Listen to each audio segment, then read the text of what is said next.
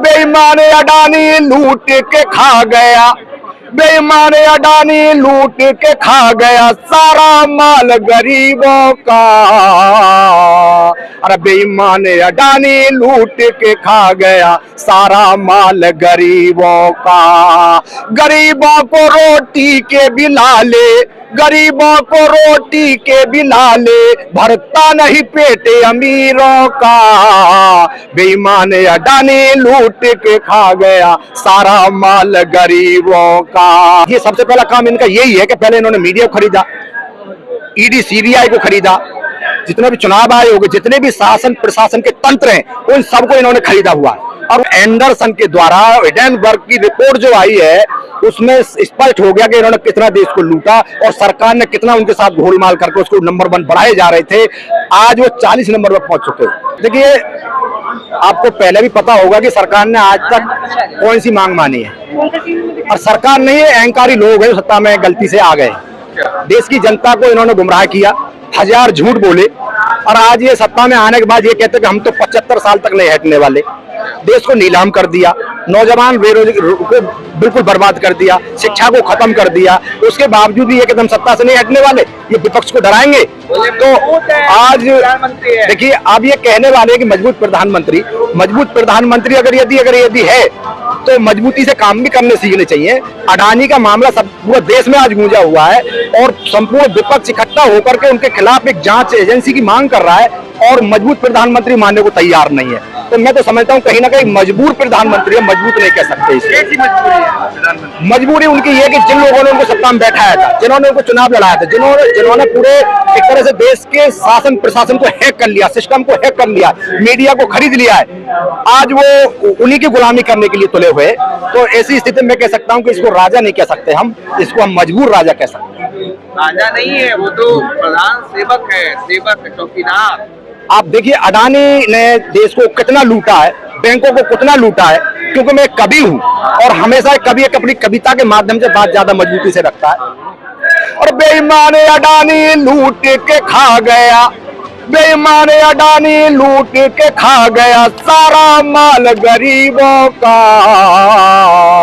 अरे बेईमान अडानी लूट के खा गया सारा माल गरीबों का। गरीबों को रोटी के बिलाले, गरीबों को रोटी के बिलाले भरता नहीं पेट अमीरों का। बेईमान अडानी लूट के खा गया सारा माल गरीबों का। और भ्रष्टाचार का खेल हो गया, भ्रष्टाचार का खेल हो गया, सरकारी सिस्टम फेल हो गया। भ्रष्टाचार का खेल हो गया, सरकारी सिस्टम फेल हो गया। अरे लूट लूट कर अमीर हो गए, लूट लूट कर अमीर हो गए, कोई नाता नहीं तकदीरों का। बेईमान अडानी लूट के खा गया सारा माल गरीबों का। अरे गरीबों को रोटी के बिलाले भरता नहीं पेट अमीरों का। इनके हिमायती सरकार चलाते, नजर में उनकी ये नहीं आते। अरे इनके हिमायती सरकार चलाते, उनकी नजर में ये नहीं आते। इन पर कोई हाथ न डाले, इन पर कोई हाथ न डाले, इनको डर नहीं जंजीरों का। अरे बेईमान अडानी लूट के खा गया सारा माल गरीबों का। अरे गरीबों को रोटी के बिलाले भरता नहीं पेट अमीरों का। अरे ना मीडिया कोई खबर दिखाए, ना मीडिया कोई खबर दिखाए, इन बेशर्मा को शर्म न आए। अरे ना मीडिया कोई खबर दिखाए, इन बेशर्मा को शर्म न आए। ये करे गुलामी अमीरों की, ये करे गुलामी अमीरों की, नहीं करते काम भलाई का। बेईमान अडानी लूट के खा गया सारा माल गरीबों का। और गरीबों को रोटी के बिलाले भरता नहीं पेट अमीरों का। अडानी तो देश का नाम रोशन कर रहा है।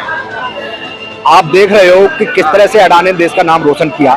LIC का बैंकों का पैसा जो लूट कर खा गए, जिसको सरकार पूरी तरह से लगी हुई थी कि नंबर 1 देश, दुनिया का नंबर 1 हम इसको उद्योगपति बना देंगे। आज एंडरसन के द्वारा हिडेनबर्ग की रिपोर्ट जो आई है उसमें स्पष्ट हो गया कि इन्होंने कितना देश को लूटा और सरकार ने कितना उनके साथ घोलमाल करके उसको नंबर 1 बढ़ाए जा रहे थे। आज वो 40 नंबर पर पहुंच चुके हैं। लेकिन वो कह रहे हैं कि हिंडनबर्ग की रिपोर्ट आने के बाद कह रहे हैं कि राष्ट्रवाद पे हमला, अडानी ने कहा। अडानी पर हमला नहीं, देश पर हमला है। देखिए मैं आपको एक बात बता दूं, जब इस तरह के लोग सत्ता में बैठ जाते हैं, जब उन पर उंगली उठती है तो वो अपने मुंह से खुद अपनी बढ़ाई करने लग जाते हैं। इनका थोथा राष्ट्रवाद, नकली राष्ट्रवाद पूरे देश की जनता को पता है कितना अच्छा राष्ट्रवाद है इनका। विपक्ष को कभी आज तक आजादी के बाद किसी ने भी विपक्ष को कभी नहीं डराया, लेकिन इन्होंने डराने का काम किया है। विपक्ष को डरा रहे हैं, उनके पीछे EDI CBI लगा रहे हैं। लगाओ, कितने लगाओगे, लेकिन देश की जनता सब देख रही है। लेकिन विपक्ष भी तो डरा हुआ है, कुछ बोलने को तैयार नहीं है। कौन बोल रहा है? देखिए विपक्ष कहते हैं ना कि जब कौआ काव काव करने लगे, सत्ता में दुराचारी लोग बैठ जाए, अत्याचारी लोग बैठ जाए, बेशरम लोग बैठ जाए एक तरह से, तो ऐसी स्थिति में बहुत जरूरी बन जाता है कि विपक्ष को थोड़ा सा अपने संयमित तरीके से लड़ाई लड़नी चाहिए। होगा क्या अगर यदि हमारे किसी विपक्ष के नेता को इन्होंने जेल में डाल दिया और आरोप प्रत्यारोप लगा के, और जनता अगर यदि आक्रोश में आ जाए तो उसमें बहुत बड़ा नुकसान जनता का हो सकता है। तो ऐसी स्थिति में विपक्ष को बहुत ही संयमित तरीके से लड़ाई लड़ रहा है, इसमें कोई ऐसी बात नहीं। जैसे भी एक सिर्फ राहुल गांधी है जो बढ़ चढ़कर बोल रहे हैं सरकार के खिलाफ, उन पर भी जो है अभी 2 साल के जेल सजा हो गई है, या अभी नोटिस आया था दिल्ली पुलिस का उनको कई बार। यही तो चल रहा है देश में। ये चाहते हैं कि हमारे खिलाफ कोई बोले नहीं। अब राहुल गांधी देश की मुख्य विपक्षी पार्टी, जिसने सबसे ज्यादा देश पर शासन किया, उसके राज में सबसे ज्यादा कार्य हुए, एक तरह से देश सही दिशा में जा रहा था। जब से झूठ बोल कर सत्ता में आए, तब से ये सबसे पहला काम इनका यही है कि पहले इन्होंने मीडिया को खरीदा, ED CBI को खरीदा, जितने भी चुनाव आयोग, जितने भी शासन प्रशासन के तंत्र हैं, उन सबको इन्होंने खरीदा हुआ है और वो इन्हीं की भाषा बोलता है। तो ऐसी स्थिति में इस तरह के केस लग जाना, उनको डरा देना या तो वो कोई बड़ी बात नहीं है।